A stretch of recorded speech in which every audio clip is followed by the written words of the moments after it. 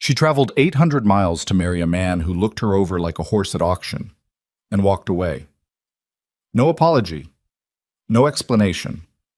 Just Gideon Mercer turning his back on Elena Hartwell in front of every hand on the ranch, leaving her standing in the dirt with a single carpet bag and nowhere left to go.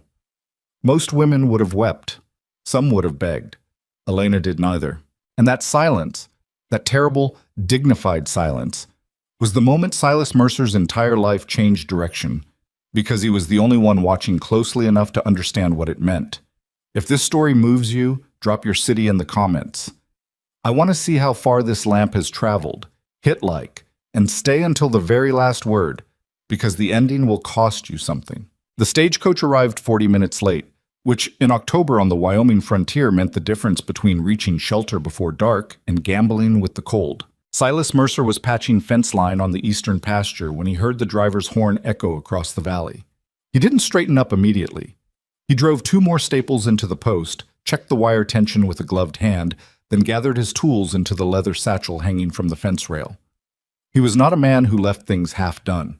By the time he crossed the lower field and rounded the main barn, the stage had already pulled to a stop in the yard. The horses were blowing hard, steam rising from their backs in the gray afternoon air. Silas counted the passengers disembarking. A lumber merchant from Cheyenne he recognized by his coat. A young couple with an infant.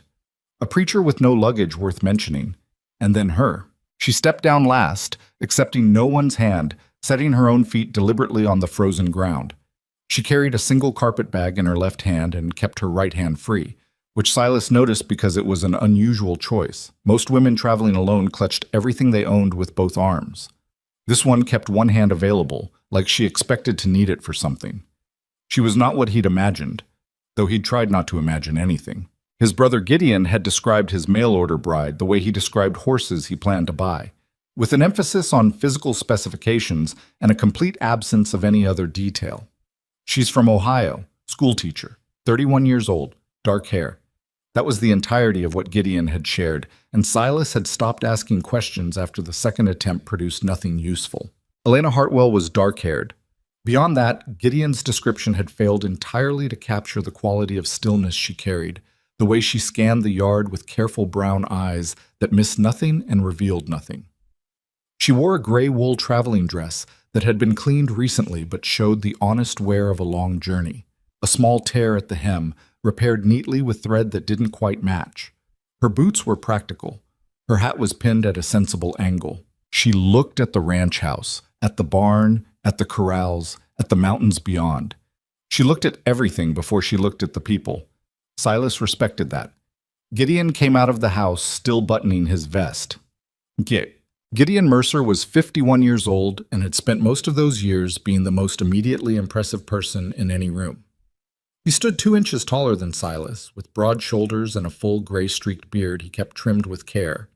He had their father's way of entering a space as though he'd been invited specifically, the kind of natural authority that made strangers assume he was the man in charge of whatever situation presented itself.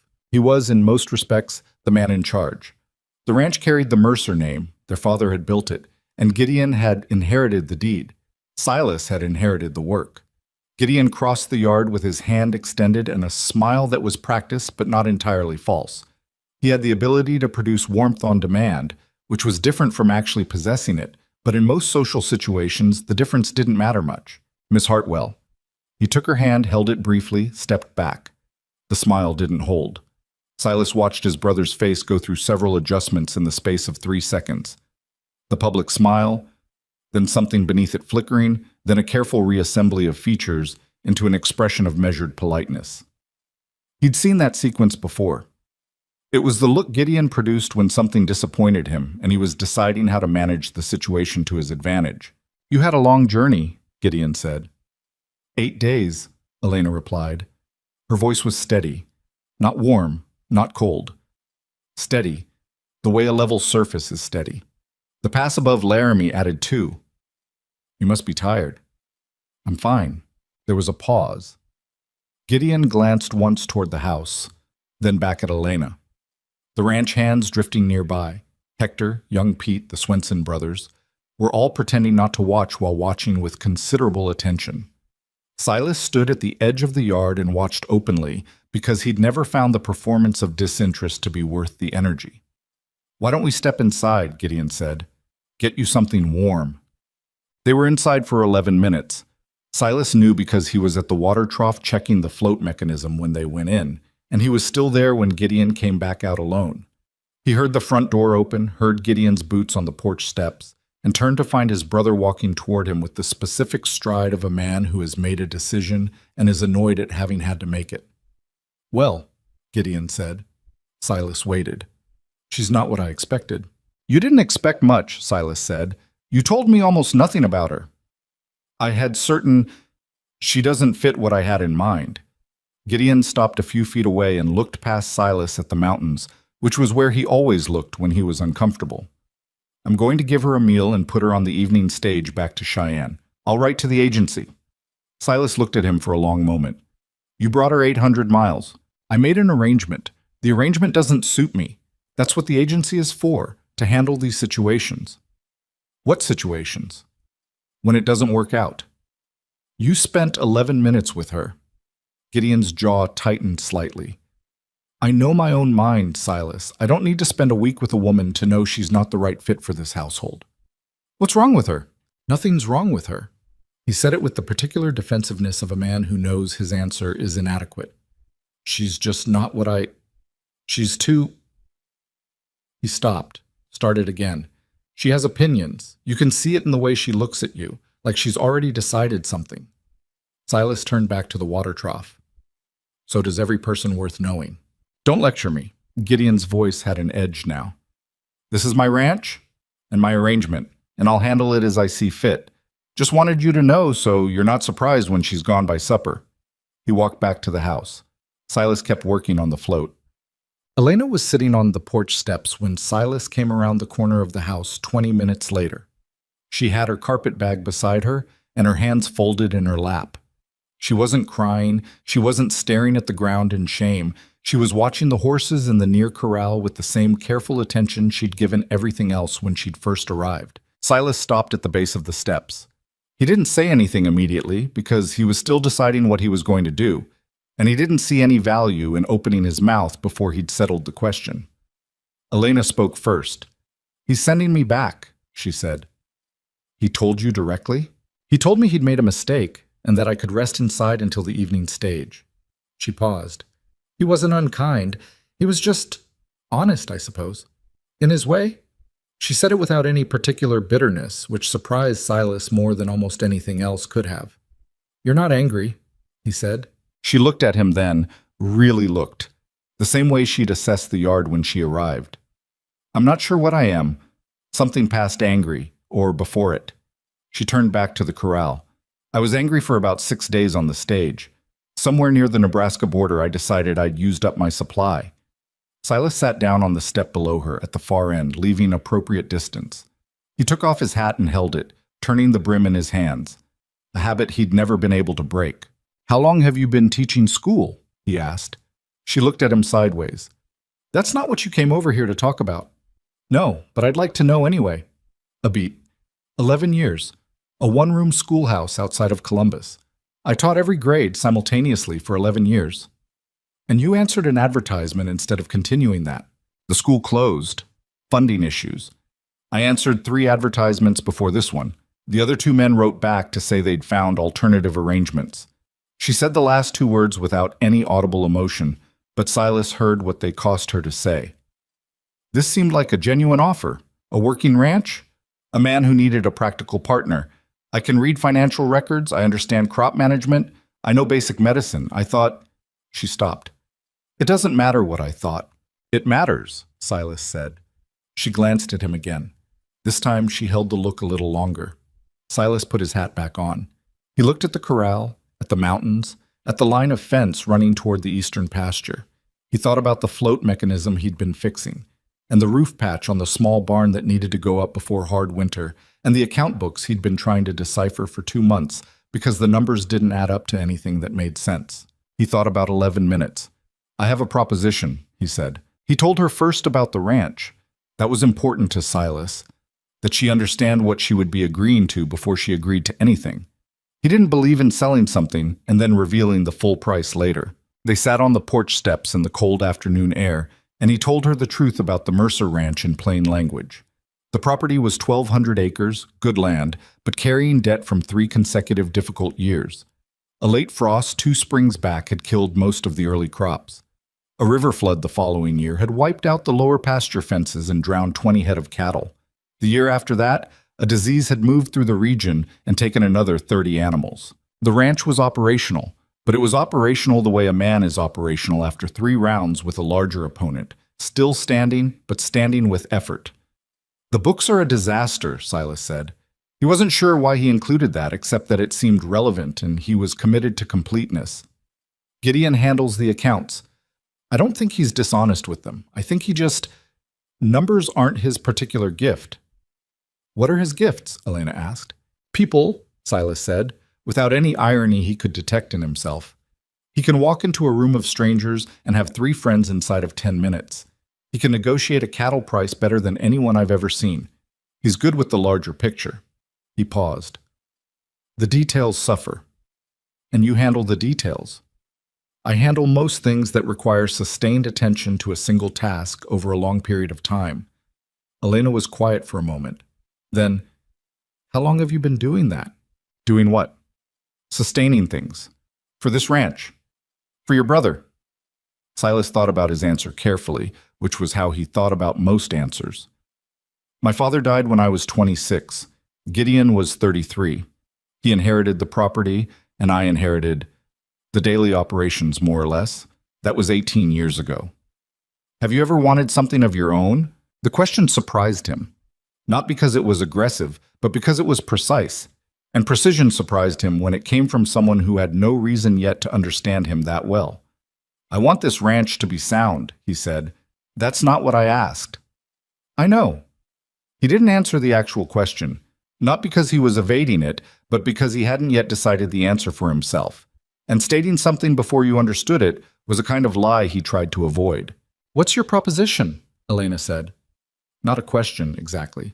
More like a door she was holding open. Silas turned to face her directly, because that also seemed important. I'm asking you to stay. Not as Gideon's wife. As my wife. He said it plainly, without decoration.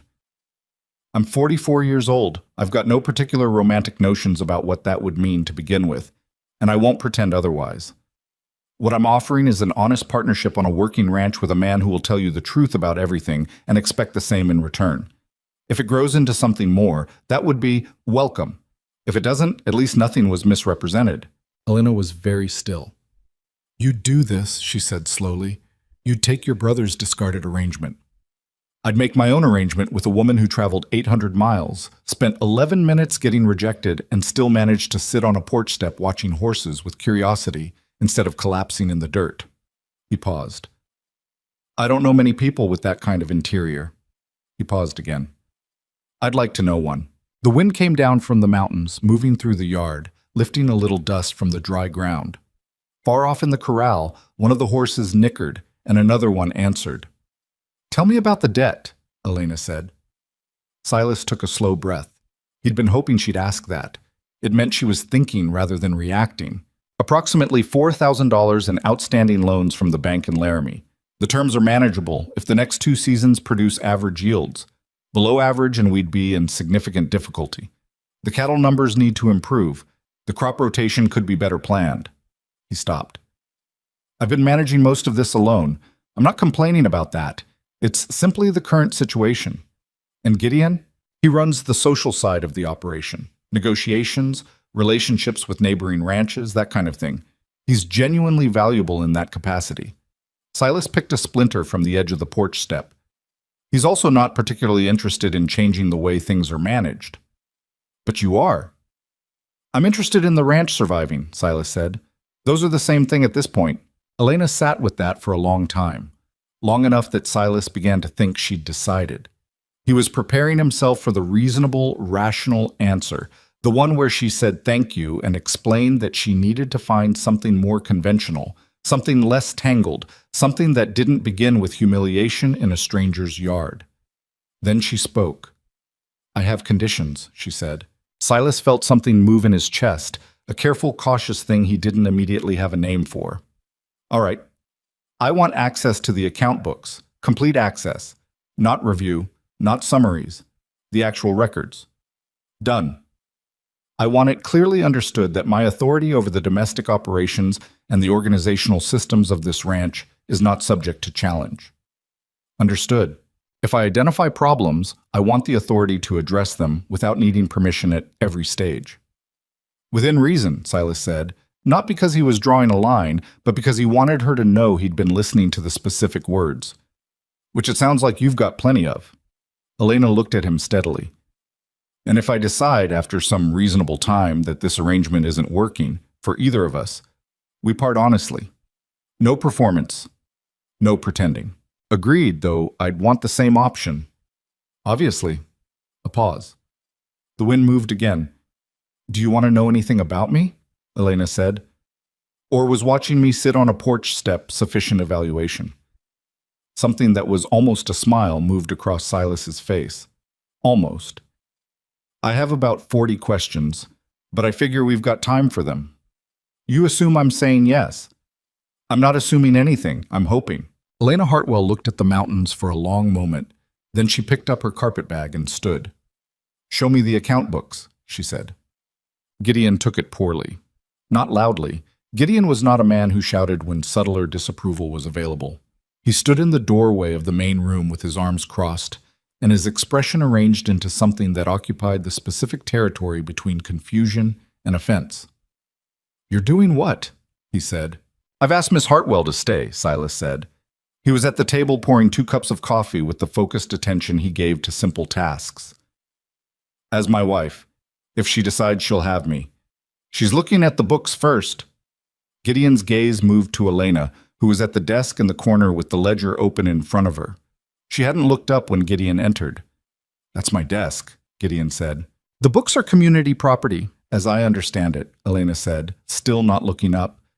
Given that the ranch's finances affect everyone who lives and works here. Gideon looked at Silas. She can't just... She can, Silas said. I'm asking her to. Silas.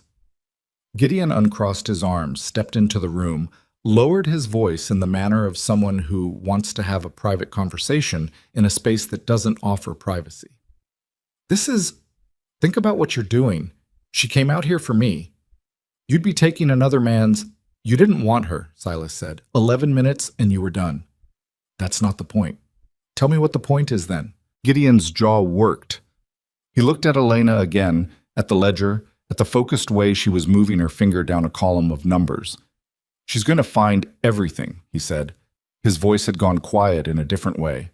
Silas was still. Find what? It's not anything dishonest. Gideon ran a hand over his beard. There are some entries that might look the way things were recorded in certain periods if someone doesn't understand the context. Then explain the context, Elena said, without looking up. I'm going to have questions for you in about 10 minutes. You may as well stay. There was a silence. Gideon looked at Silas with an expression that contained somewhere beneath its layers of pride and discomfort, something that might have been shame. Silas pulled out a chair and set a cup of coffee in front of it. Sit down, Gideon, he said, not unkindly, a chamat.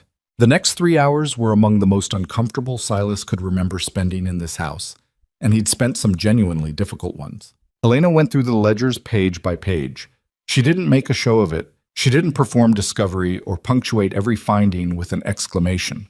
She simply read, occasionally made a small note on a separate paper, and periodically asked Gideon a question in a level professional tone that somehow made the questions harder to deflect than if she'd been aggressive. This entry in February of '89, she said at one point, $240. What does miscellaneous operational expense refer to specifically? Gideon drank his coffee. Equipment repair. Which equipment? I'd have to check my notes. Your notes for that period? I may not have kept detailed notes for that period. Elena wrote something. That's a pattern, actually. The vague entries tend to cluster in February and March of each year. Is there a seasonal reason for that? Silence. I'll take that as a working question for now, Elena said, and moved to the next page. Silas sat across the table and watched his brother. and his brother sat in the chair of a man who was learning, perhaps later in life than was comfortable, that a systematic mind pointed at his records was a different kind of pressure than any he'd faced before. It wasn't that Gideon had been stealing. Silas became increasingly certain of that as the evening progressed. It was more that Gideon had, over many years, developed a loose understanding of the ranch's finances that was convenient for Gideon, a generous allowance here, an imprecisely categorized expense there, a pattern of not scrutinizing things that didn't need to be scrutinized as long as the ranch stayed roughly operational. The ranch had stayed roughly operational, but it had never thrived. By the time Elena closed the ledger, it was dark outside, and Hector had left a cold plate of beans and cornbread on the counter for whoever wanted it. I count approximately $900 in recoverable overspending over the last 4 years, Elena said. That's a conservative estimate. Some of the vague entries I've given the benefit of the doubt. More importantly, the crop rotation hasn't been optimized for this soil type, which is costing yield. And the cattle purchase record suggests you've been buying from a single supplier at a price point about 15% above what comparable suppliers would charge. Gideon was staring at the table. The debt is manageable, Elena continued. It requires about 18 months of disciplined operation. After that, you should be able to build a reasonable reserve. She paused. None of this is insurmountable. I want to be clear about that. This is a ranch with solid fundamentals and poor accounting practices. Those are two very different problems. The second one is fixable, Silas said. That's what I'm saying, Elena confirmed. Gideon pushed back from the table and stood. He looked at Elena for a long moment, then at Silas. I'll expect my desk back in the morning, he said, and left the room. Elena looked at Silas. Something shifted in her face, not softness exactly, but a slight reduction in the careful professional distance she'd been maintaining. He's going to be difficult, she said. He's always difficult, Silas said. He also comes around eventually. Give him 2 days. You know him that well. I've had 30 years of practice. Silas got up and retrieved the plate of beans, set it on the table between them. You should eat something. Elena looked at the plate, then at Silas, then back at the plate. Thank you, she said. It was a simple phrase that somehow carried a weight he suspected wasn't just about the beans.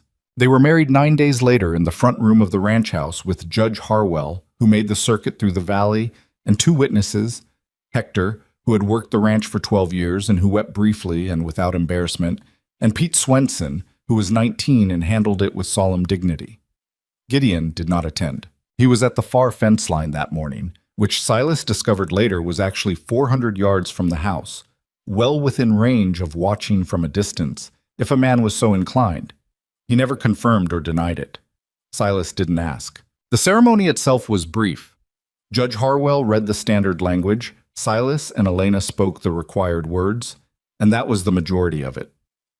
Elena had not brought a special dress because she hadn't known she'd need one.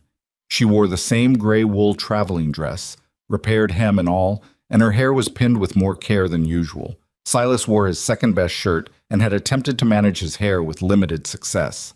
Hector's weeping was, by some distance, the most emotional element of the occasion. Afterward, Elena stood in the yard looking at the mountains, which Silas was beginning to recognize as her particular habit when she needed to think. I won't pretend I know what this is yet, she said, when he came to stand beside her. I wouldn't ask you to, he said, but I'll tell you something honestly. She paused. I've been afraid for about 3 years. Since the school closed, every decision I've made has had this current of fear running underneath it. Answering those advertisements, traveling out here, all of it underneath this fear. Silas said nothing. He waited. I wasn't afraid when you asked me to look at the books, she said, for the first time in 3 years. I was just interested in the problem. She finally looked at him. I don't know exactly what that means, but it seems worth saying. Silas turned it over in his mind for a moment. I think, he said carefully, it might mean you found a problem that's actually yours to solve. She looked at him for a long time after that. Maybe, she said. She went inside to start organizing the supply records. Silas stood in the yard a moment longer and let the cold air move around him. And he thought about the fact that today was the first day in his adult life that something had happened that hadn't been Gideon's idea, Gideon's arrangement, Gideon's necessity. He went to check the float mechanism on the water trough. The neighbors began talking within the week. Margaret Tully was the first, because Margaret Tully was always first with any information that traveled by rumor in the valley.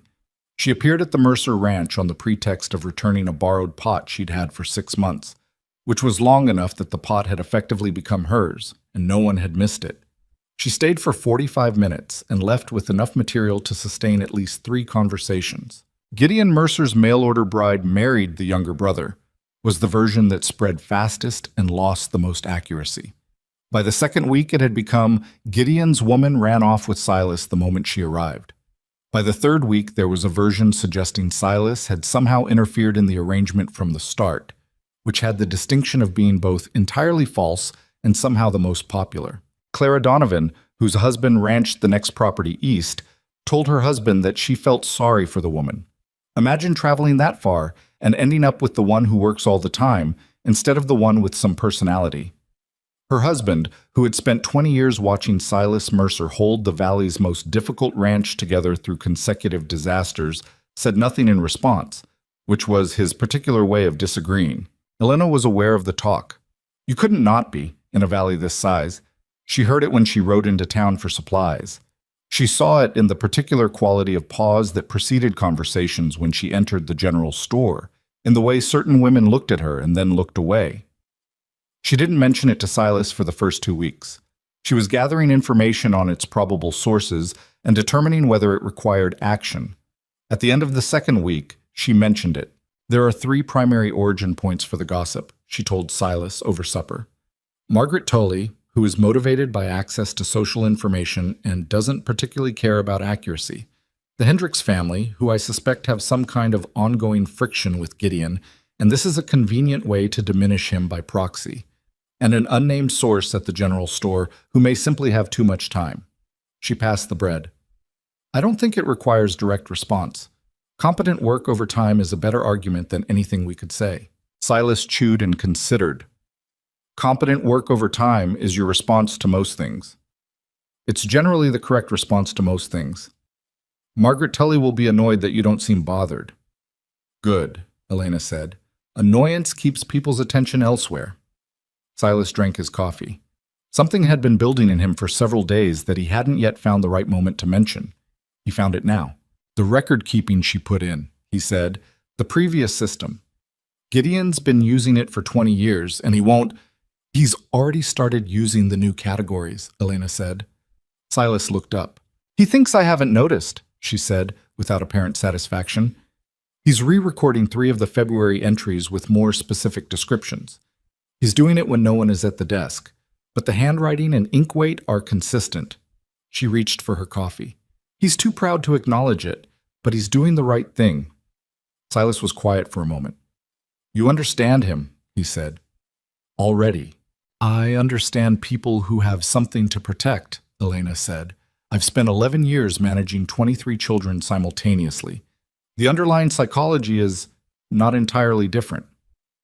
That surprised a sound out of Silas, something that was, under strict examination, a laugh. Short, unused, a little rusty, but undeniably a laugh. Elena looked at him. Sorry, he said. Don't apologize for it, she said. She sounded almost startled. The supper continued in its ordinary way. Silas washed the plates. Elena reviewed the supply ledger.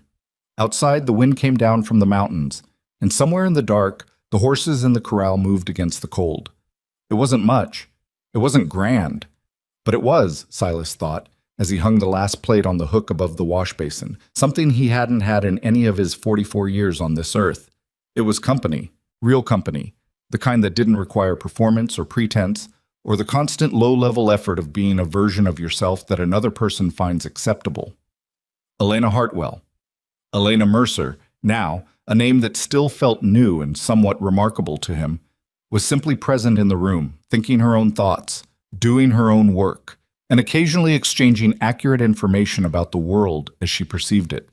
He didn't know yet what to call what was building between them, but he thought, for the first time in longer than he could accurately remember, that he was looking forward to finding out. Outside, the lamp burned in the kitchen window. The wind moved down from the mountains, crossed the yard, shifted the dry grass in the pasture. A horse nickered in the dark. A fence board creaked somewhere on the eastern line where Silas had not yet gotten back to the third staple. The lamp held. The night settled in around the ranch, and inside, two people who had come to this place by entirely different paths and through entirely different kinds of disappointment sat in the same room and did the quiet, ordinary work of beginning to trust each other. It was not a beginning anyone would write songs about, but it was real. It was solid. And in the valley's long memory, real and solid had always outlasted beautiful and loud. The lamp held all night. The third staple on the eastern fence line stayed unfinished for 11 more days. Silas kept meaning to get back to it, but the list of things requiring his attention had a way of reorganizing itself without his permission. The water trough float developed a second problem the day after he'd fixed the first. One of the older mares pulled up lame in the near pasture. The roof patch on the small barn, which he'd been watching nervously for 2 weeks, finally gave way under 3 inches of early snow, and the repair turned into a 2-day project that left him with bruised knuckles and a persistent ache in his lower back that he didn't mention to anyone. Elena noticed. "You're favoring your left side," she said, 4 days after the roof repair, without looking up from the account ledger. "I'm fine." "I didn't ask if you were fine. I said you're favoring your left side." Silas set down the harness he'd been mending. "It's nothing that won't work itself out." Elena put down her pen and looked at him with the particular expression he was learning to recognize. The one that meant she'd already decided something but was waiting to see if he'd arrive at the same conclusion on his own. "There's a poultice that helps with deep muscle strain.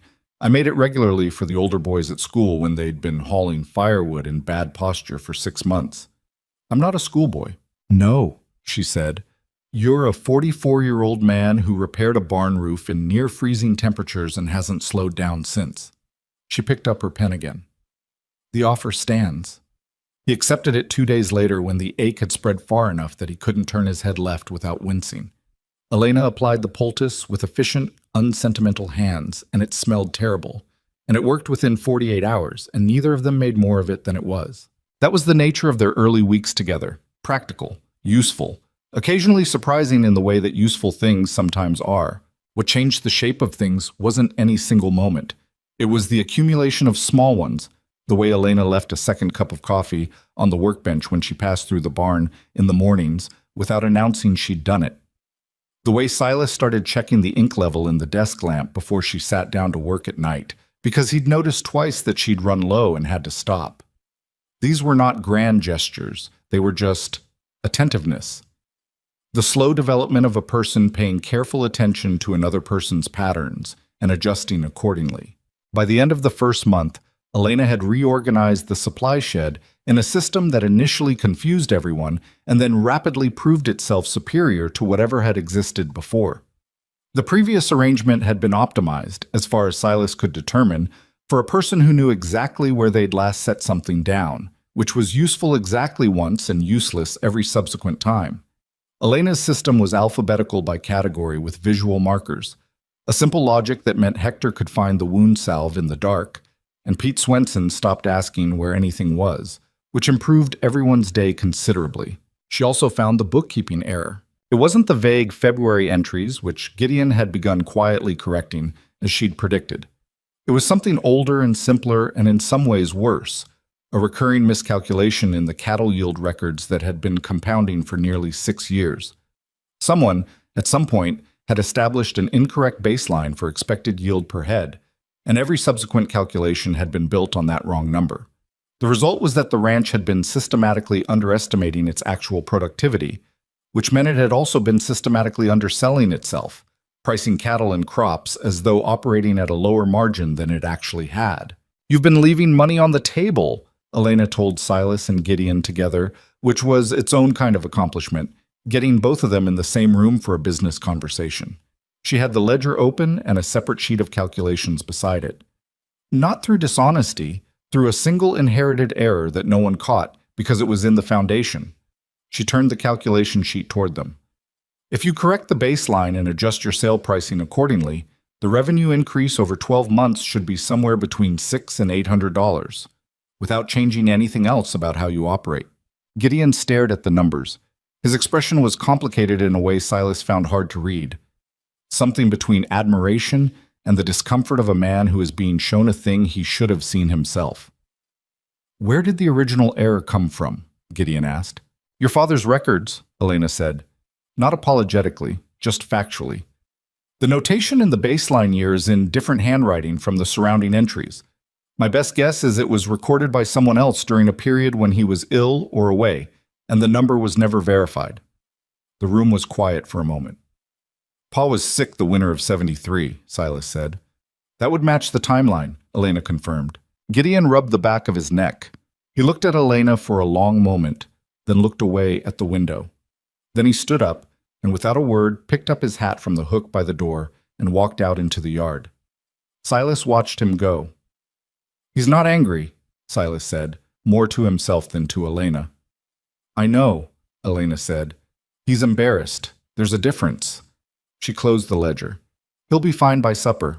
He was, in fact, fine by supper. Or close enough to find that it didn't disrupt the meal. Gideon ate with his usual appetite and asked Elena 2 direct questions about the correction methodology, which was, for Gideon, the equivalent of an apology and a compliment delivered simultaneously. Silas noticed. He suspected Elena did too, though she answered the questions without acknowledging their subtext. That was, he was coming to understand, one of her more particular skills. She knew exactly what was happening in a room. She simply didn't make a performance of knowing it. The neighboring ranchers remained a different kind of problem. Caleb Morrison, who ran 400 acres 2 miles north, had been a Mercer family acquaintance for 15 years and had strong opinions about the natural order of things in the valley. Opinions he held with the cheerful confidence of a man who'd never been seriously challenged.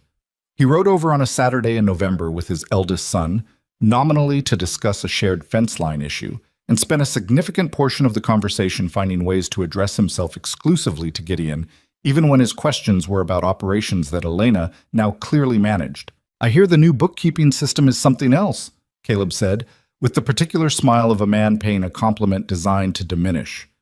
Quite the schoolteacher approach. "It's accurate," Silas said, before Elena could respond. He said it without heat, the way he said most things. Previous system left about $900 unaccounted over 4 years. Caleb's smile adjusted slightly. "Well, every ranch has its methods. This ranch has better methods now," Silas said. Caleb looked at him, then at Elena, then back at Silas. Something in his expression recalculated. After he left, Elena said nothing about the exchange for a long time. They were at the supply shed, checking winter stock inventory, and she moved through it with her customary focus. It was only when they were nearly done that she said, without preamble, "You didn't have to do that." "I know," Silas said. "I can handle men like Caleb Morrison." "I know that too." She looked at him. "Then why?" He thought about it for a moment, turning the question the way he turned harness fittings, looking for where the real tension was. "Because he was being dismissive about work that deserved respect," he said. "That bothered me independently of who did the work." Elena was quiet for a few seconds. Then, "All right." That was all she said. But the quality of the silence that followed was different from earlier silences. Less careful, somehow. Less managed. It was Hector who said what most people on the ranch were quietly thinking. He said it to Pete Swenson, in the barn, in the particular tone of a man who doesn't realize he's being heard. But Silas was on the other side of the wall replacing a bracket and heard every word. "She's going to save this place," Hector said. "You watch." "Morrison doesn't think so," Pete said. "Morrison still figures everything went according to plan after the flood of '88 because he was the one who figured it," Hector replied. "Man with bad calculations doesn't change them just because the numbers keep coming up wrong. He changes the numbers." A pause. "She doesn't do that. She changes what's actually wrong." Silas finished with the bracket and quietly moved away. He didn't tell Elena what he'd heard, but he thought about it for several days afterward. The simple, direct accuracy of Hector's assessment, and what it meant that a man who'd worked this land for 12 years, who'd watched it struggle and barely hold, had arrived at that conclusion in 6 weeks. The hard truth was that Silas had started to arrive at the same conclusion himself, and it complicated things in ways he wasn't entirely comfortable with. Because it was one thing to appreciate a capable partner. It was another thing to find that you were, with increasing frequency, looking for reasons to be in the same room as that partner. Not because there was ranch business requiring it, but because the room felt different when she was in it. He was aware that this was happening. He wasn't quite sure what to do with the awareness. Elena, for her part, maintained the careful, practical boundary she'd established from the beginning with impressive consistency. She worked hard, she communicated clearly, she didn't manufacture warmth she hadn't earned yet, and she didn't perform coldness either. She was exactly what she'd presented herself as, honest and useful, and in possession of more interior depth than she showed to anyone who hadn't been paying close attention. Silas had been paying close attention since the moment she'd stepped off the stage. The conversation that shifted things happened not because either of them planned it, but because it was 11 o'clock at night and a heifer had delivered in difficulty, and by the time the calf was safely on its feet and the mother was settled, they were both exhausted and cold and sitting on opposite sides of a hay bale in the small barn, and pretending to be primarily business partners was a harder performance to maintain at 11 o'clock on a cold night after 2 hours of difficult livestock work. "You know what to do with a difficult birth," Silas said. He was not asking. "My neighbor in Ohio raised dairy cattle," Elena said. "I helped more times than I can count." She was rubbing her hands together to restore circulation. "I also delivered 2 babies in the schoolhouse when winter storms trapped families inside. One was straightforward. One was not." Silas looked at her. "Both survived," she said before he could ask. "The mother of the difficult one brought me a pie every Friday for 2 years afterward." Something moved briefly across her face. Not quite a smile, but in that neighborhood. She was not a good baker, but it seemed important to her. "You ate it anyway, every Friday, for 2 years." She looked at her hands. "I've missed that about teaching, people's particular ways of saying thank you." She paused. "The school had everything wrong with it, administratively. The funding was inadequate, the building was cold half the year, I had 6-year-olds and 14-year-olds in the same room, but the people—" She stopped. Silas waited. "I miss the people," she said. It came out quieter than the rest. "I don't say that to be— I'm not complaining about being here, I'm just being honest," he said. She looked at him. "You said that was the arrangement," he said. "I'm not going to be bothered by you being honest. Most people are bothered by it eventually. Most people aren't particularly interested in the truth," he said. "They're interested in being comfortable." Elena studied him for a moment. The lantern light in the barn was low and warm and honest in its own way. It didn't flatter anything, just showed what was there. "What do you miss?" she asked. The question surprised him, not because it was unexpected exactly, but because no one had asked him that in a very long time. Possibly no one ever had. He thought about it seriously because she deserved a serious answer. "Mornings before anyone else is up," he said. "There's about 20 minutes in summer when the light comes over the mountains and the valley hasn't gotten loud yet. I ride the fence line then, not to check anything, just to be in it." He paused, aware that this sounded unusual. "I haven't had a summer morning like that in about 4 years. Something's always needed fixing before I get to it." Elena said nothing for a moment. "That doesn't sound like missing something," she said. "That sounds like something that still exists that you haven't had access to recently."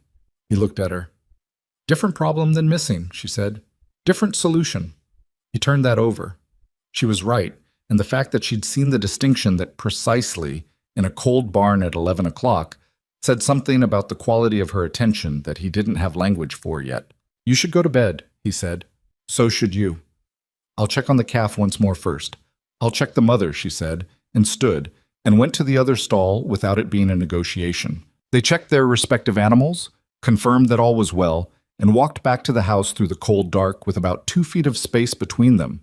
More than strangers, less than they might have been, somewhere in the complicated middle territory of 2 people who have agreed to be honest with each other and are discovering with some difficulty what that actually requires. At the porch steps, Elena stopped. "Silas," he paused. "The 20-minute ride in summer," she said. "You should make time for it." He didn't respond immediately. "It matters," she said. "The things that make a person remember why they're working, they matter to keeping the work sustainable." A pause. "I'm speaking as your business partner." "Of course," he said. She went inside.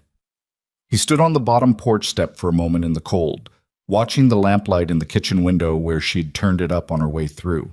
He thought, she is, without question, the most interesting person he had ever met. And he thought, the 20 minutes of summer light were still 5 months away. And he thought, 5 months was not very long in the scope of what they were building. He went inside and latched the door against the winter. The 5 months passed the way hard months always do on the frontier. Not quickly, not slowly, but with the grinding, particular weight of work that doesn't pause for sentiment. December brought cold that settled into the valley like something with intention, dropping temperatures low enough that the water in the trough had to be broken twice a day, and the horses needed blanketing at night.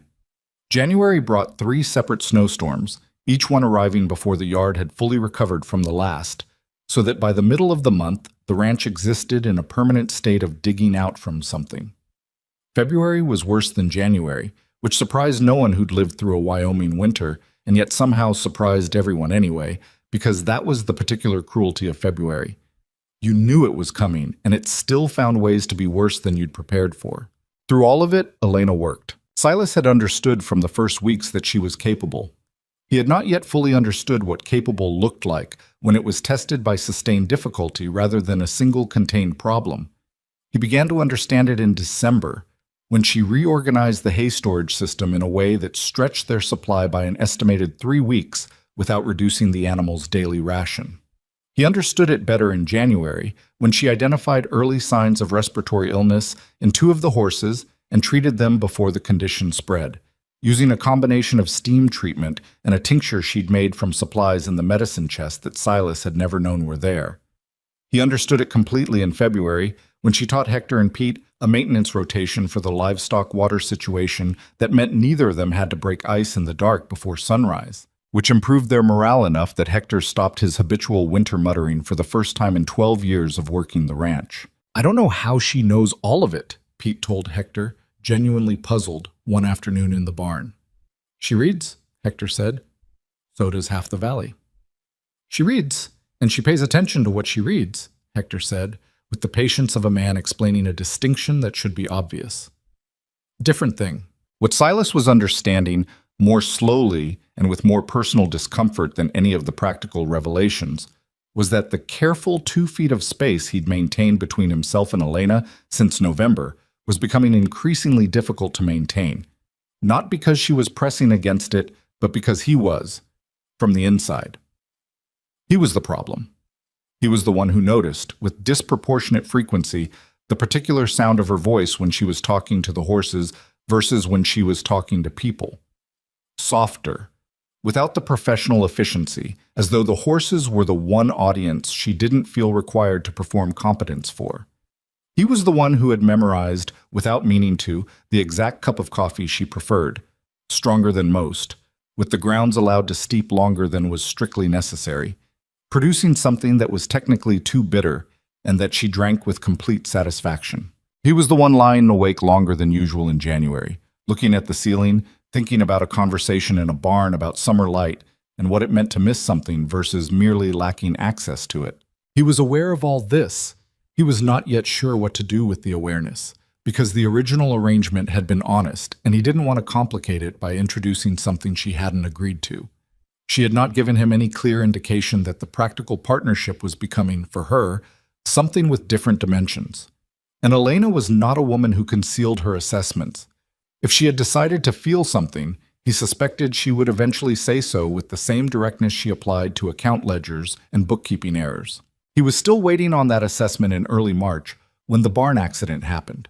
The old barn, not the small one Elena had helped deliver the calf in, but the main structure built by their father in the early years of the ranch, had been showing its age for some time. The eastern wall had a section of siding that had been on Silas's repair list since September, delayed first by more urgent work, and then by the onset of winter, which made exterior repairs exponentially more difficult. By March, with the snow cycling through freeze and thaw, the section had deteriorated from concerning to actively dangerous, and Silas decided on a clear morning that it had to be addressed regardless of the temperature or the 37 other things also requiring attention. Hector offered to help. Silas sent him to manage the cattle because the livestock needed the attention more than the wall needed a second man, And because Silas had done more difficult repairs alone in worse conditions and saw no particular reason to think this one would be different. He was 12 feet up on the ladder, working the damaged boards free, when the combination of factors that produce accidents, the specific angle of his weight, a ladder foot that had settled unevenly on ground that was harder than it appeared but softer than it needed to be, a board that released with more force than anticipated, arranged themselves into the kind of sequence that happens fast enough that there's no individual moment of decision, only the sudden rearranging of your position in space and the hard conclusion of it. He hit the ground on his right side. The pain was immediate and total and had a specific quality that told him, even through the initial shock of impact, that something was broken. He lay still for a moment, because movement made the quality of pain change in ways that were informative, and none of the information was encouraging. At least 2 ribs on the right side, possibly 3. He assessed carefully before he tried to move, because moving wrong with broken ribs was one of the faster ways to turn a survivable injury into something considerably worse. He heard the kitchen door open, then footsteps on frozen ground, quick but not running. Running on frozen ground was how you got your own injury. Elena crouched beside him. Her face was controlled in the way faces go controlled when the person behind them is frightened and has decided that being frightened won't help. "Don't move yet," she said. "I wasn't planning to," he said. "Tell me where the pain is," he told her. She listened with her eyes partly closed, the way she listened when she was storing information precisely. Then she put careful hands along his right side, not pressing hard, just establishing position and orientation, and he focused on breathing in a shallow, managed way that hurt less than the alternative. "Ribs," she said. "At least 2, possibly 3. I don't think anything else, but I won't be certain until I can examine properly." She sat back on her heels. "I need to get you inside. I can't do this properly out here." "I can walk," he said. "I know you think that," Elena said. "I can." She looked at him for a moment. "You can do the version of walking that a man does when he's determined to walk and has broken ribs and no one can stop him," she said. "That version is going to cost you more than it saves." She paused. "Let me help you." He hated it. He was not a man who accepted being helped easily or gracefully, and the degree to which he hated it was a fair measurement of the degree to which he needed it. But he was also, fundamentally, a practical man. And the practical assessment was clear. "All right," he said. Getting him inside took 12 minutes and required a level of physical coordination and careful communication that would have been impossible with anyone he trusted less. Elena directed every movement with precise instructions: when to shift weight, which way to lean, how to manage the porch steps, and she bore more of his weight than her frame suggested she could manage, without comment or drama. By the time he was on the bed in the downstairs room, he was pale in a way he could feel without seeing and breathing in the careful, shallow pattern that had become the only comfortable option. Elena examined the injury thoroughly. Her hands were steady and her method was systematic, and she explained what she was doing as she did it, which he hadn't expected but found helped. The information gave him something to focus on besides the pain. 3 ribs, she said finally. None displaced, which is the important thing. No indication of internal bleeding, though I'll be checking that through the next 24 hours. She straightened. The treatment is rest, binding, and management of secondary complications. The binding I can do. The rest is a problem.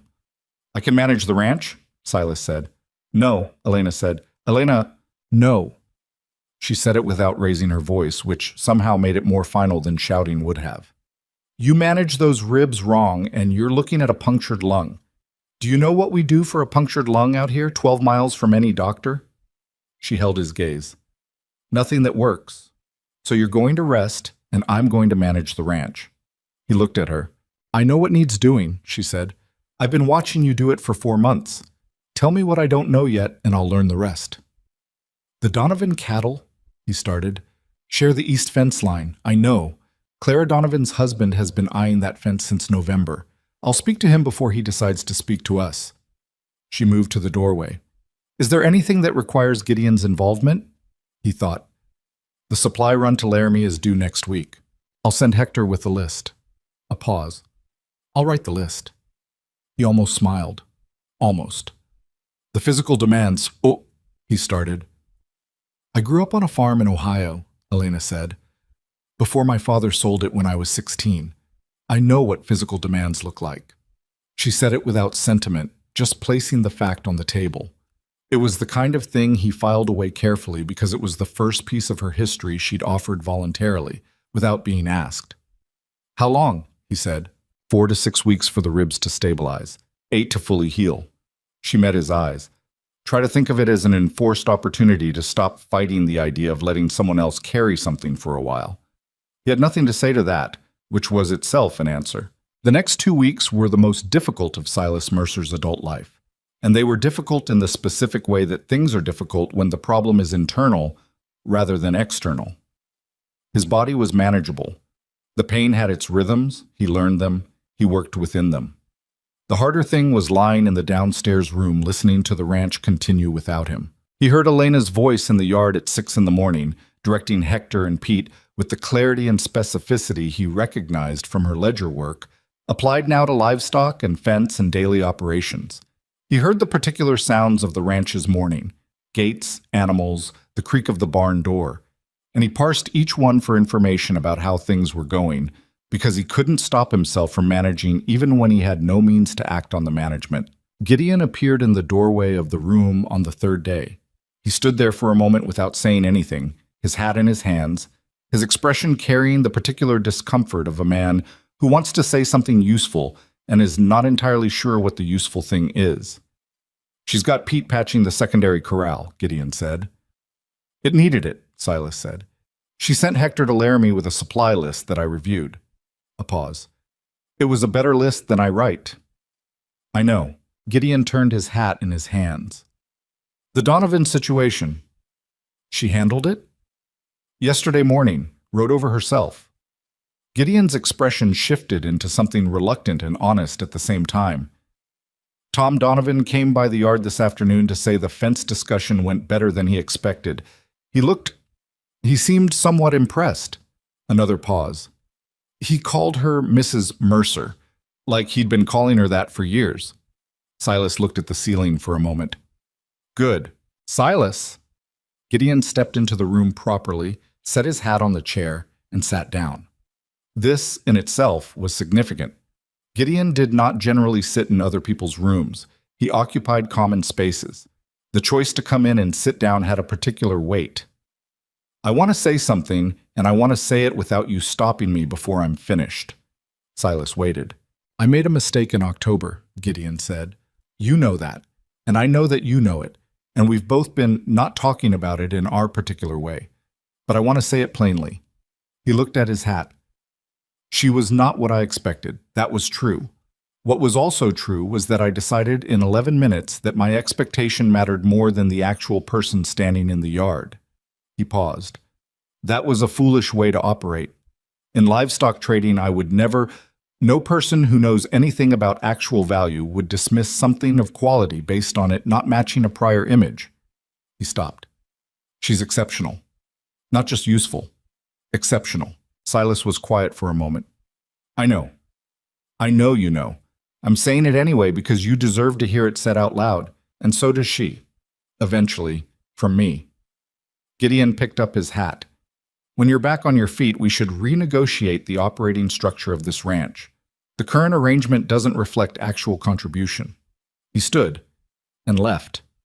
And that was the full extent of the most emotionally direct conversation the Mercer brothers had had in 30 years. Silas stared at the ceiling for a long time afterward. On the 14th day, Elena came in from the yard after a full day's work, and instead of going directly to the desk, as was her habit, she came and sat in the chair beside the bed.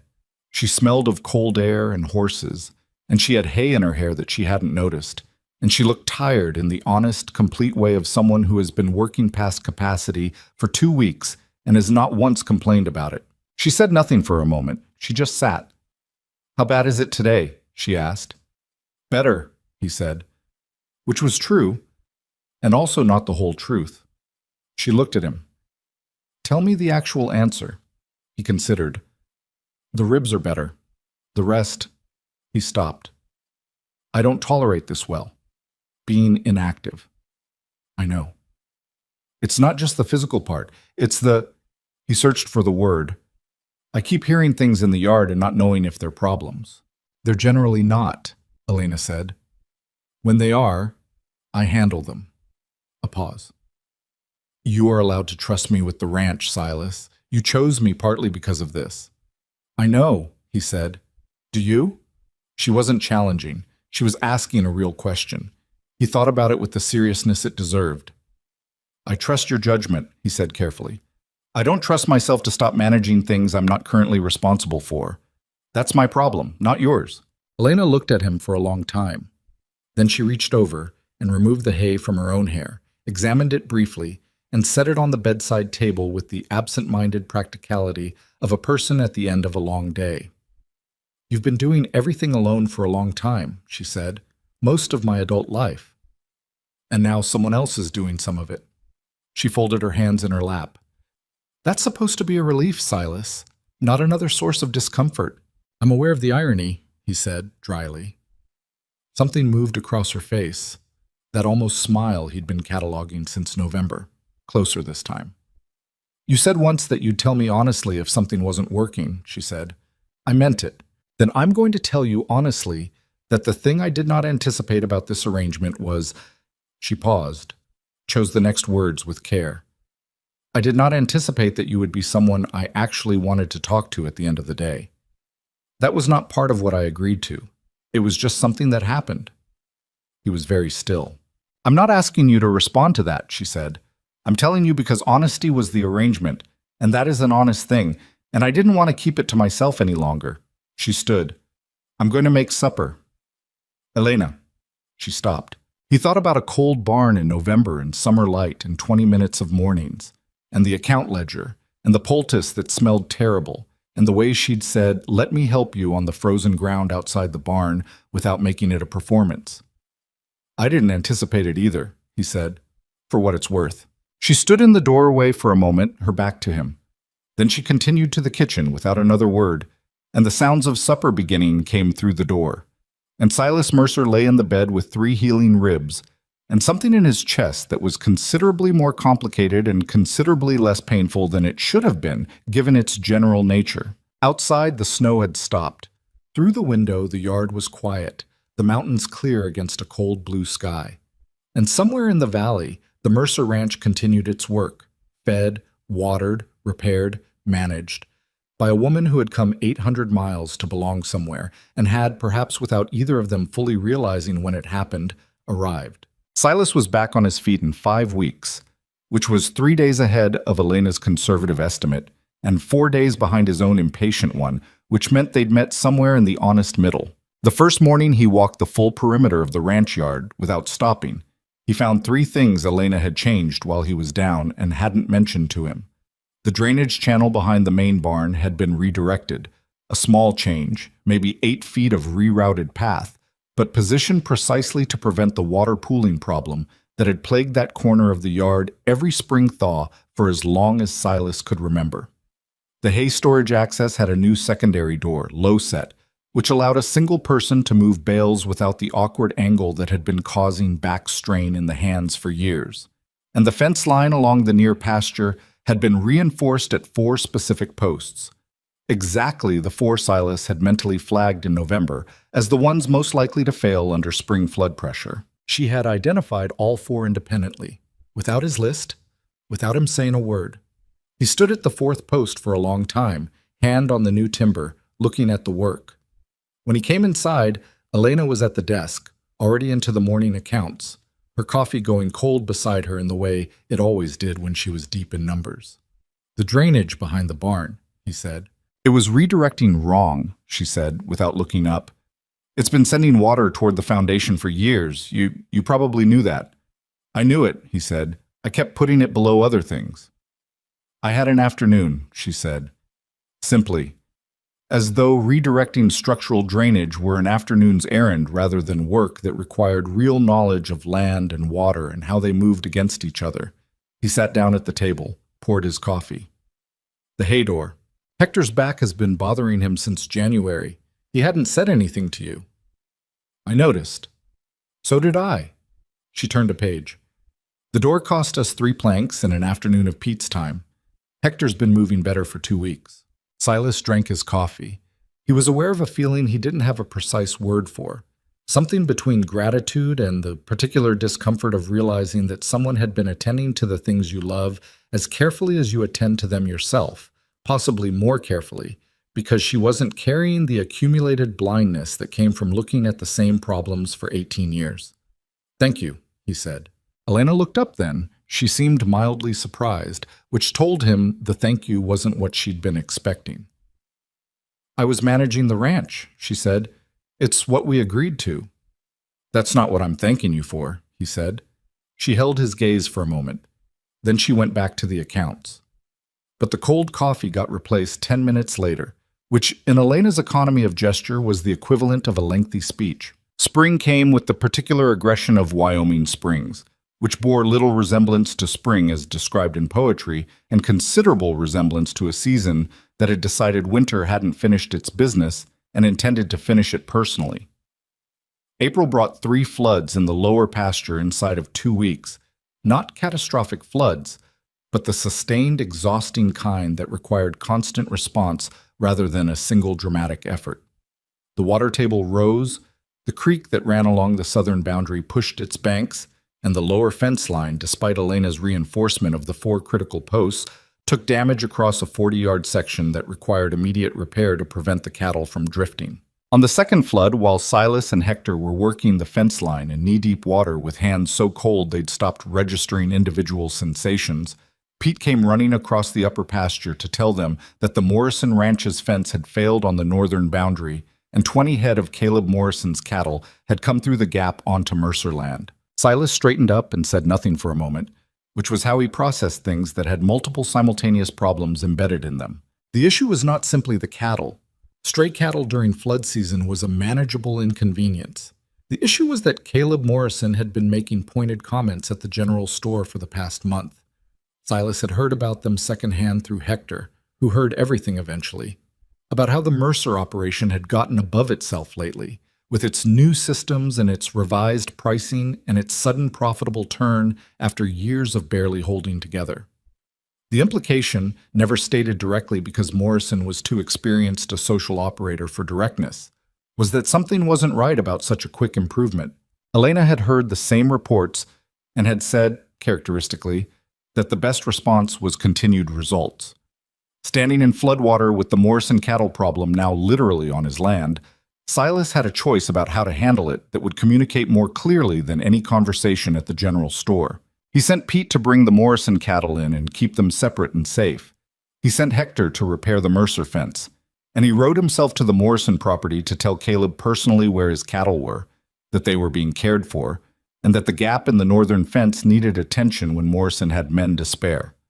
Caleb Morrison met him at the gate with the expression of a man expecting a different kind of conversation. "They're safe," Silas said, before Morrison could establish the frame of the interaction. 20 head, near as Pete could count. We've got them in the secondary corral with feed and water until your fence is up." Morrison looked at him.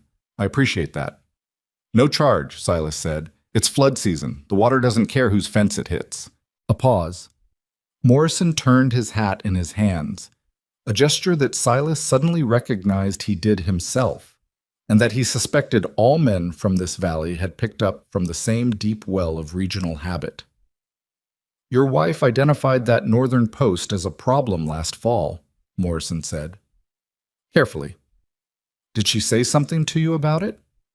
"She said something to Clara. Clara mentioned it to me." He paused. "I didn't act on it." Silas said nothing. "She was right," Morrison said. It came out like something he'd been chewing on for a while and had finally decided to swallow. "About the post. I imagine she's been right about several things I haven't paid appropriate attention to." It was the closest Caleb Morrison was going to get to acknowledging that his behavior since Elena's arrival had been something other than fair, and Silas understood that and accepted it at its actual value, which was something, even if it wasn't everything. "The fence is a 2-day job in this water," Silas said.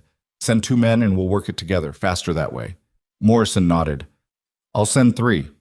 He sent 4 and they finished in a day and a half.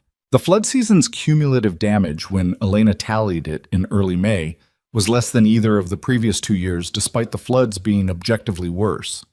The preparation, the drainage redirect, the reinforced posts, the hay storage secured against water intrusion, The livestock management protocols Elena had established over the winter had absorbed pressure that in previous years would have resulted in direct loss. The lower pasture fencing cost them labor and materials. They lost no cattle. They lost no stored supplies.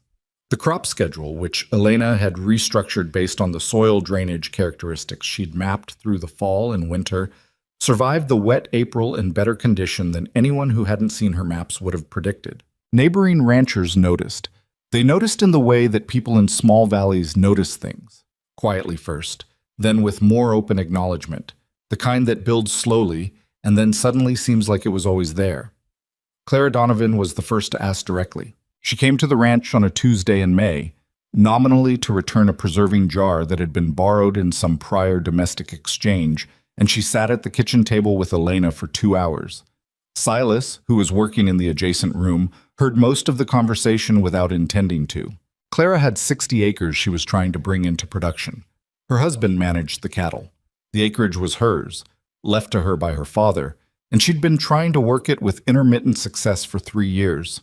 The soil was difficult. The drainage was poor. She'd lost 2 seasons to problems she couldn't entirely diagnose. Elena listened to all of it. Then she asked questions.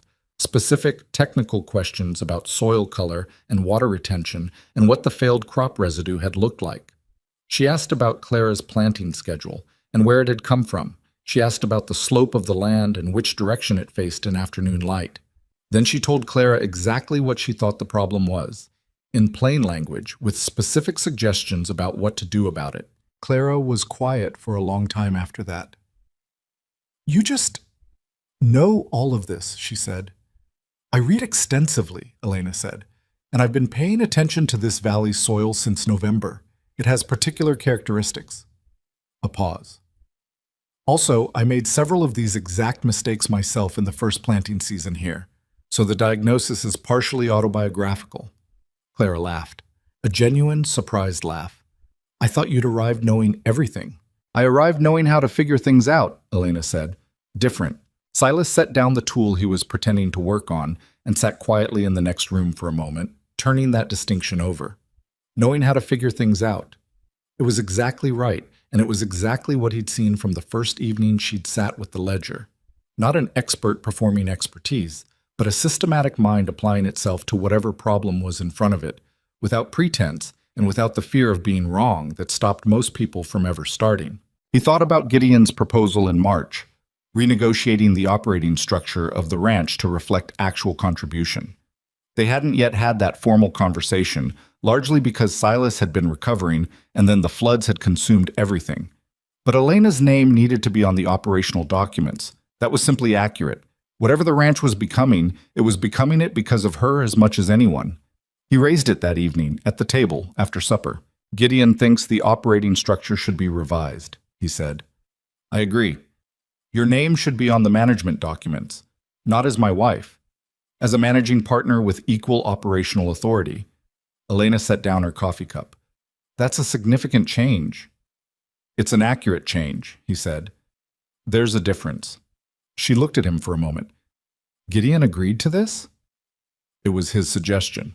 She absorbed that. "I want to be clear about something," she said.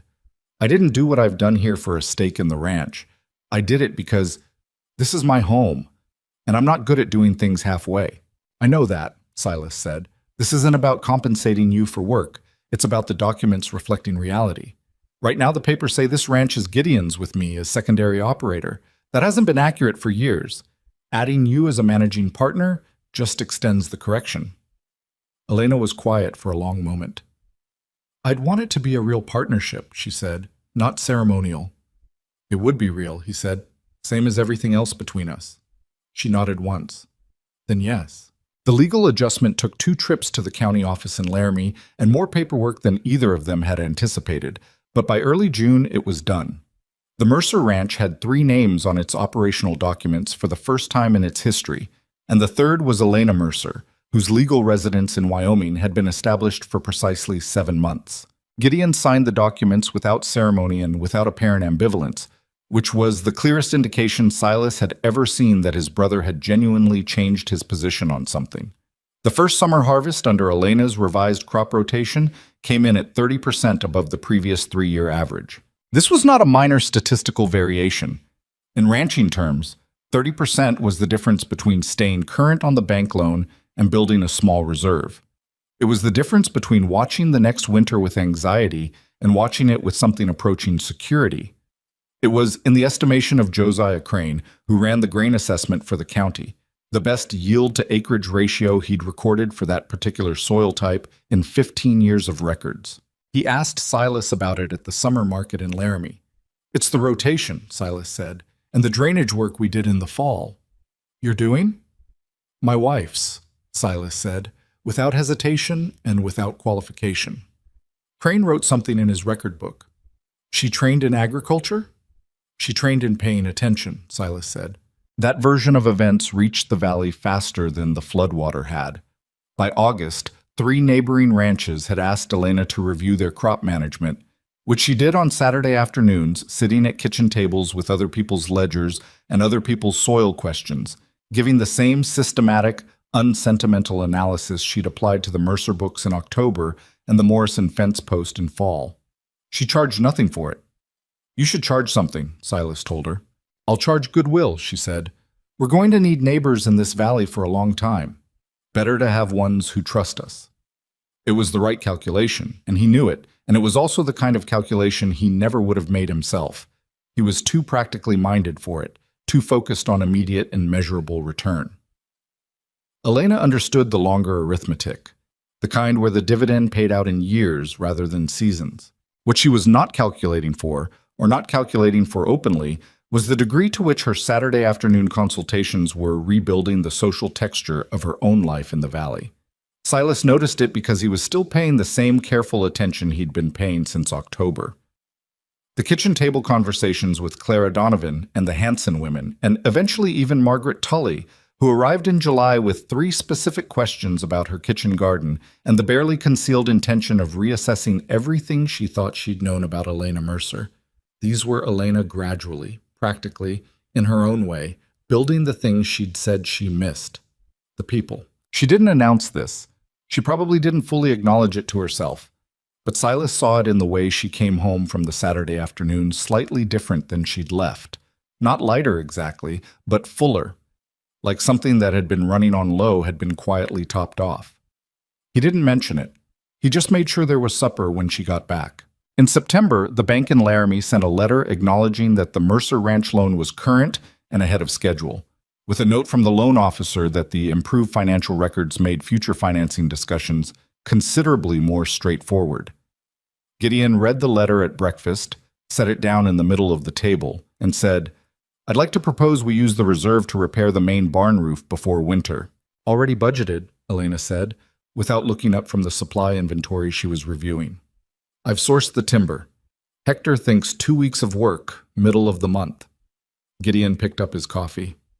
"Of course you have, sir," he said, and there was something in his voice that was not irritation and not sarcasm, and was, in fact, the specific tone of a man who has stopped being surprised by competence and started simply being grateful for it.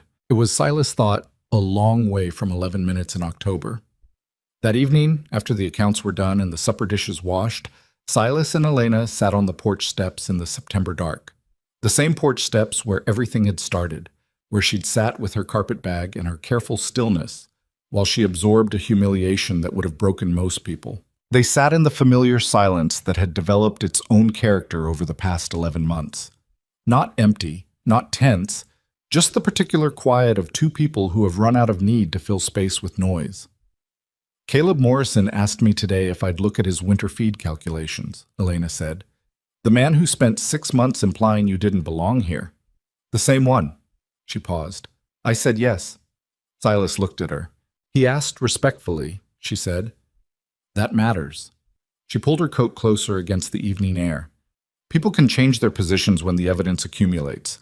Getting angry at how long it takes doesn't serve anything. "You're more patient with him than I am," Silas said. "I'm not patient with him," Elena said. "I'm practical about him. Those are different things." The mountain dark settled around the yard. In the corral, horses moved softly.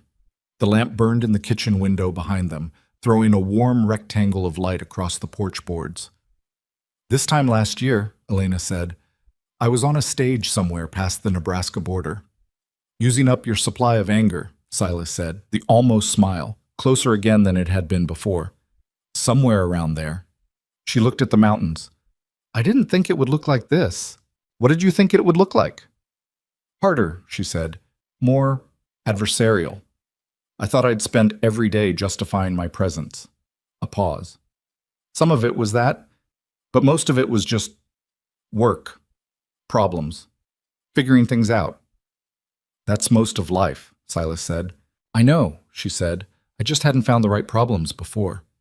She turned and looked at him directly, the way she had in the barn after the calf delivery, in the honest low light. You asked me a question last fall that I didn't answer fully, whether I wanted something of my own. He remembered. He'd let it go because she'd seemed to need the space. I do, she said. I want this. What we're building. Not because it's secure or because it's successful, though those things matter. Because it's mine. Ours. She paused. I haven't had that since the school. Something that's actually mine to care about. Silas looked at her for a long moment. Then he said, It's yours. Completely. She held his gaze. Then she turned back to the mountains, and he turned back with her, and they sat together in the fall dark while the valley settled into quiet around them and the lamp held steady in the window at their backs, burning the way it had burned every night since October, faithfully, without drama, against whatever dark had gathered outside. The second winter was easier than the first, which was not the same as easy. Silas understood this distinction in a way he hadn't before Elena arrived. The difference between things improving and things becoming simple. The ranch was better in every measurable way. The finances were stable. The operations were running on systems that worked. The relationships with neighboring properties had shifted from friction to something closer to genuine cooperation. None of that meant the work stopped being hard. It meant the hard work was no longer also accompanied by the particular exhaustion of feeling like you were losing ground with every step. That exhaustion, he realized sometime in December of the second year, had been with him for so long he'd stopped recognizing it as a separate thing. He'd assumed it was just what ranching felt like, what life felt like, the permanent low-grade drain of a man holding something together alone and knowing, in the honest back part of his mind, that he couldn't hold it forever. He hadn't known he was tired until he stopped being that particular kind of tired. Elena noticed the change before he named it. You laughed at breakfast, she told him one evening, not as an accusation, just as an observation offered with the same precision she applied to everything. Pete said something funny. Pete says something funny most mornings. You don't usually laugh. She wasn't making a point of it. She was just noting it, the way she noted drainage patterns and cattle counts, as information worth registering. You seem different this winter. Different how? She thought about it. Less like someone waiting for the next thing to go wrong. He sat with that for a moment. I'm still waiting, he said. I'm just not... He stopped, searched for the honest version. I'm not waiting alone. That changes the quality of it. Elena looked at him across the table. Something in her expression settled, like a question she'd been carrying had just received a sufficient answer. Good, she said. That was all. But she meant it fully, and he knew she meant it, and that was sufficient. The third year brought the land expansion. It came about through circumstances that were neither planned nor entirely accidental. The Henderson property, 40 acres of good grazing land adjoining the Mercer eastern boundary, came available in February when old Walt Henderson decided at 73 that he was done with Wyoming winters and intended to spend whatever years remained to him at his daughter's place in Kansas.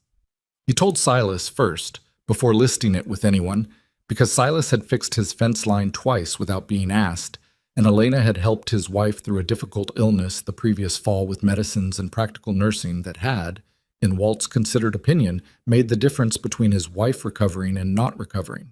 I want you to have the right of first consideration, Walt said, sitting at the Mercer kitchen table with his hat on his knee. What you've done for Margaret, I can't put a dollar value on that, but I can give you first look at the land before Morrison or anyone else gets interested. Elena was at the desk when Walt said it. She didn't turn around or interrupt, but Silas saw her pen stop moving. What are you asking? Silas said. Walt named a price that was fair, not generous. Walt was a practical man, but genuinely fair. below what Morrison would have paid to control that boundary, and both of them knew it. Silas looked at the back of Elena's head. "Give us until tomorrow morning," he said. Walt nodded and went home, and before the door had fully closed, Elena had the reserve account ledger open on the desk. "We can do it," she said. "It leaves us thinner than I'd like through summer, but the grazing capacity increase justifies the exposure if we're careful with the cattle purchase schedule." She turned around. "It's good land. I've looked at it from the fence line. The drainage is better than ours." "I know," Silas said. "I've looked at it from the fence line for 15 years. She looked at him. There was something in the look, a recognition of what it meant for him, that specific parcel of land adjacent to everything he'd tended for so long. She didn't say anything about it. She just held the look for a moment longer than was strictly necessary, which was her version of saying it. They bought the Henderson 40 acres in March. Gideon's response, when informed, was to pour 3 measures of whiskey, set 2 of them on the table for Silas and Elena, keep the third, and say, "Pa would have done it 10 years ago if he'd had the chance." He drank. "We do things slower, as a family." "We do them eventually," Silas said. Gideon looked at Elena. "You pushed for it." "The numbers supported it," Elena said. "The numbers always support what you want them to support, if you're the one reading them." He said it without criticism, almost with admiration. "You wanted that land." Elena considered this. "I wanted the ranch to be sound," she said. "The land makes it sounder." "That's what Silas always says," Gideon said. "Word for word." He drank his whiskey. "Funny how that works." He left the room before either of them had to respond to that, which was, Silas thought, one of Gideon's more sophisticated social maneuvers. The 4th year was when the Valley's relationship with Elena Mercer completed its slow, unglamorous reversal. It didn't happen in a single moment or through any dramatic public event. It happened the way reputations actually change, through accumulated specific incidents that eventually reach a threshold where the old version of the story simply stops being sustainable. Margaret Tully, who had been the primary engine of the gossip surrounding Elena's arrival, and who had spent 3 years refining her public position from open skepticism to watchful neutrality, came to the ranch in June of the 4th year and asked Elena to help her write a letter. Not a social letter, a formal complaint to the county land office about a boundary dispute with a neighboring property that had been mishandled by the male members of her family for 2 years and had cost her money she couldn't recover by the standard approaches. Margaret Tully asking Elena Mercer for help was, in the social vocabulary of that valley, roughly equivalent to a formal written apology. Both women understood this. Neither acknowledged it directly, which was the only way it could happen between them. Elena spent 4 hours on the letter. It was precise, legally careful in its language, and documented the boundary issue with the kind of methodical clarity that left no interpretive room. 3 weeks later, Margaret received a favorable ruling from the land office. She came back to the ranch to report this in person. She sat at the kitchen table. She drank the coffee Elena offered. She said, "You're not what I expected when you arrived here." "I know," Elena said. "I wasn't kind about it." "No." A pause. Margaret Tully was not a woman who apologized easily or often, which meant an apology from her carried genuine weight. "I was wrong," she said, "about most of it." Elena nodded once. "Thank you for saying it." They were not going to become close friends. The history was too particular for that, and Elena was not the kind of person who required friendship from everyone in her radius. But from that June forward, Margaret Tully spoke about Elena Mercer in the Valley with the specific authority of someone who has been converted by evidence and is mildly annoyed at how long it took, which was, in its own way, a more powerful endorsement than warmth would have been. It was also around this time that Silas, on a clear morning in early June, finally took the 20-minute ride.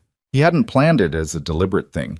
He'd been up before anyone else, as usual, and the morning was unusually still, and the impulse to saddle his horse and ride the fence line without any particular intention beyond being in the light as it came over the mountains, the impulse that he'd been setting aside for years in favor of the next urgent thing, simply, on that morning, wasn't set aside. He rode for 40 minutes, not 20, because the morning was that kind of morning. The light came over the mountains the way it always had, slow, then sudden, filling the valley from the east in a way that made the dry grass look briefly silver before it went gold. He knew every foot of this land. He knew where the soil went sandy near the old creek bend and where it was rich and dark near the Henderson boundary, which was his boundary now. He knew which fence posts were original timber and which were replacement, and he knew which replacements he'd put in himself and which ones his father had put in decades before. The land held all of it, every season of work, every repair, every loss and recovery, in its particular way that land holds things, without sentiment and without forgetting. He sat on the horse at the top of the eastern rise for a while, looking at the whole spread of it in the morning light. The main house, the barns, both of them with solid roofs now. The corrals, properly fenced. The fields set into Elena's rotation pattern, waiting for their proper season. He thought, I have never, in my adult life, looked at this ranch and felt that it was enough. There was always the next problem, the next debt, the next season to survive. He had never stood on this rise and thought the word enough. He thought it now. He rode back and unsaddled the horse and went inside and found Elena already up at the stove, producing the breakfast she produced most mornings. Practical, sufficient, not elaborate. You took the ride, she said, without turning around. How did you know? You're not moving like someone who came from the barn. She turned with the coffee. You're moving like someone who's been outside long enough to think. He took the coffee. It was a good morning. She looked at him carefully, the assessing look, the one that missed nothing. Good, she said, and then, simply, sit down. Eggs are almost done. Eggs are almost... He sat. The morning light came through the kitchen window and lay across the table in the particular way it did this time of year, warm and direct. And outside the valley was going about its business of being a valley, and inside the kitchen was going about its business of being a kitchen, and neither of these things was dramatic or exceptional. It was just the ordinary substance of a life. And Silas Mercer, who had spent most of his adult years managing things alone and calling that sufficient, sat in his kitchen with his coffee and his wife's competent, unsentimental breakfast, and understood that this was actually sufficient, not the managing alone. This. Gideon found his own happiness in the 5th year. Her name was Ruth Calloway, a widow from Cheyenne with 2 grown children and a directness of manner that matched Gideon's own, which meant their conversations were either genuine meetings of minds or controlled arguments, with very little in between. She was 50 years old and had no interest in being managed, which was, perhaps, the single qualification that made her the right person for Gideon Mercer. He brought her to the ranch on a Sunday in September, which was the first time he'd brought anyone to the ranch in that context, and he was visibly nervous in a way Silas had never seen before. Gideon, who could negotiate cattle prices without a tremor and hold a room of strangers through the force of personality alone, poured his coffee wrong twice and kept touching his beard in a self-conscious gesture that Silas found both unfamiliar and quietly moving. Ruth Calloway sat across from Elena at the kitchen table and sized her up in about 90 seconds.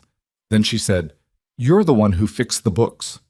"The books needed fixing," Elena said. "Gideon told me. He also told me he handled it badly at the beginning." She glanced at Gideon briefly, then back at Elena. "He's not good at saying he's wrong. He said it to me about you, which I understand took some effort." "It did," Elena said, without cruelty, just honestly. Ruth Calloway nodded. "Good. I wanted to know if you'd tell me the truth." She picked up her coffee. "I'll trust you." It was, Silas thought, the most efficient establishment of mutual respect he'd witnessed outside of Elena's own particular gift for it. He could see why Gideon had chosen her. He also saw, watching Gideon watch Ruth across the table, the specific quality of attention, the way Gideon tracked her words with a care he didn't usually apply to anyone, that his brother had arrived somewhere he hadn't been before. Not the practiced social warmth that Gideon deployed so effectively, something quieter and less certain and more real. After Ruth and Gideon had left, Elena said, "She's good for him. She won't let him be comfortable when he shouldn't be," Silas agreed. "That's what I said." She paused. "He's happy." "He is." Silas looked at the door where they'd gone. He stopped. Gideon has carried his own version of this for a long time. The being in charge of everything, the having to maintain a particular appearance. He just carried it more loudly than I did. Elena looked at him. "You feel sorry for him." "I feel something adjacent to that. More complicated." He thought, We're brothers. We've operated in each other's shadow for 30 years in ways neither of us fully chose. I held the ranch up, and he held the reputation up, and we were both too stubborn to acknowledge that the other one's contribution mattered. A pause. I'm glad he found someone, and I'm glad he's been honest with her about the mistakes he made. That's not who he was 5 years ago. Elena was quiet for a moment. People change when the evidence accumulates, she said. The same thing she'd said about Caleb Morrison back in the fall. But it meant something different now. Something larger. Something she was saying about all of them. Gideon and Ruth married the following spring. It was not a small ceremony. Gideon did not do small ceremonies. It was held on the Mercer property, under an April sky that cooperated more than April skies in Wyoming typically did, and half the valley came, and it was the kind of occasion that Gideon had always been built for. The social center of something, warm and large and full of the kind of human noise he moved through like water, finding its natural level. Silas stood at the edge of it and watched his brother dance with his new wife, and he felt not envy, not relief, not the complicated weight of old grievances. He felt something cleaner than any of those. Something that might have been, if he were the kind of man who used the word easily, joy. Not for himself, for Gideon. For the specific and improbable fact that his brother, at 56 years old, had found a person who looked at him clearly and chose him anyway. Elena appeared beside him. You're thinking something, she said. I'm usually thinking something. Something specific. She looked at Gideon on the floor. You have the expression you get when you're working out how to say a thing you're not sure you have language for yet. He looked at her. She was, after 5 years, still the most precisely observant person he had ever known, and she still occasionally deployed that precision in ways that caught him without his defenses arranged. I was thinking about choices, he said. The ones we make on 11-minute judgments versus the ones we make when we stay lost in the room long enough to actually see something. Elena was quiet. Gideon made a fast judgment and got something wrong, Silas said. I made a slower one and... He stopped. I'd like to think I got it right. But I'm aware that I made the choice in about as much time as he did. I just made a different one. You made it for different reasons, Elena said. Did I? I saw you on that porch step for 20 minutes. You saw enough, she said. That's not nothing. 20 minutes of actual attention is more than most people give. She paused. You were looking for something true. He was looking for something that matched what he already had in mind. She turned to face him. Those are different searches. They find different things. He held her gaze for a moment. I found the right thing. It wasn't the most elaborate declaration. He was not an elaborate man. But Elena's expression, when he said it, went through something. A brief, visible movement beneath the surface, the emotional equivalent of a long-held breath releasing. So did I, she said, quietly, completely. They stayed at the edge of the party for a while longer, not dancing, not circulating, just standing in the particular way they stood together, close enough that the cold air from the open door didn't reach either of them, while Gideon's wedding went on around them with its honest, generous noise. By the time the 5th year finished and the 6th began, the Mercer Ranch was one of the 3 most productive properties in the county. Not the largest, not the most famous, but the one that consistently delivered on what it promised, in yield, in reliability, in the quality of its cattle, and the soundness of its accounts. Younger ranchers in the valley had started referencing it the way apprentices reference a standard, not to imitate exactly, but to understand what principled operation looked like over time. Elena had not sought this reputation. She had simply done the work, year after year, with the same systematic attention she'd brought to the first account ledger on the first evening, and the work had accumulated into something visible. That was all. That was also, Silas had come to understand, almost everything. The late evenings on the ranch had developed their own settled rhythm over those years. Supper, accounts, whatever the daily administrative business of the property required. Then the hour after, which belonged to neither of them specifically, sometimes talk, sometimes not, sometimes the particular comfortable silence that 2 people develop when they have been genuinely paying attention to each other long enough that silence becomes its own form of communication. On one of those evenings, in October of the 6th year, almost exactly 5 years from the afternoon, Elena had stepped off the stage in the yard and Gideon had walked away. Silas was at the window when he saw Pete Swenson's younger brother riding toward the ranch gate at speed, which meant something had gone wrong somewhere in the valley. He went to the door before Pete's brother had dismounted. The news was that the Donovan barn had caught fire. Nothing catastrophic. It had been caught fast and most of the structure was saved. But two of their horses were out and Clara Donovan had a burn on her left arm from helping her husband beat back the fire's edge. Silas was saddled and moving in 4 minutes. Elena was in the back of the wagon 2 minutes after that, with the medicine chest and the burn supplies and the specific calm readiness she brought to any situation where something real was required. They worked at the Donovan property until past midnight. Silas helped Tom Donovan secure the damaged structure against the weather. Elena treated Clara's burn with the careful thoroughness she brought to every medical task, cleaning, dressing, explaining what Clara would need to watch for in the days following, writing it down because she knew Clara would forget half of it in the immediate aftermath of shock. Clara held Elena's hand while the dressing went on, not because the pain was unbearable, but because she needed to hold something.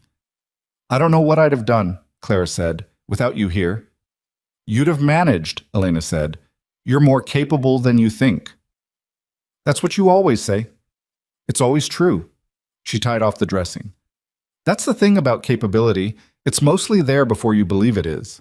Driving home in the dark, the wagon moving slowly over the October ground, Elena sat beside Silas on the bench with her medicine chest in the back and the night sky enormous overhead in the way Wyoming night skies were. Too large for comfort, full of cold light. "You said that to me once," Silas said, essentially. "Said what?" "That I was allowed to trust you, that I'd chosen you partly because of what you could do." He paused. "It was when I was down with the ribs. You said I was allowed to trust you with the ranch." "I remember. I was thinking about it tonight. Watching you with Clara." He kept his eyes on the road. When I asked you to stay in October, I was acting on an observation, something I'd seen in 20 minutes. I trusted it, but I didn't know it." A beat. "I know it now." Elena was quiet beside him for a moment. The horse moved steadily. The cold air came off the mountains. 5 years, she said. 5 years, he confirmed. "And you've decided the observation was correct." "I decided that a long time ago," he said. "I'm saying it now because I don't say it enough. Because I assume you know things I haven't told you, and sometimes that's true and sometimes a thing deserves to be said in plain language." She was quiet for a long time, long enough that he thought she might let it sit without answering, which would have been its own answer. Then she said, "I was so angry on that stage, coming out here.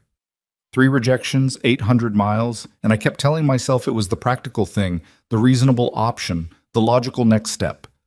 I didn't let myself think about whether I was terrified." "Were you?" "Completely." She didn't say it with drama, just honesty. "And then you sat down on the porch step and asked how long I'd been teaching school. Not whether I was all right, not what my plans were, just a real question about my actual life." She paused. "I thought, this man is curious about who I am.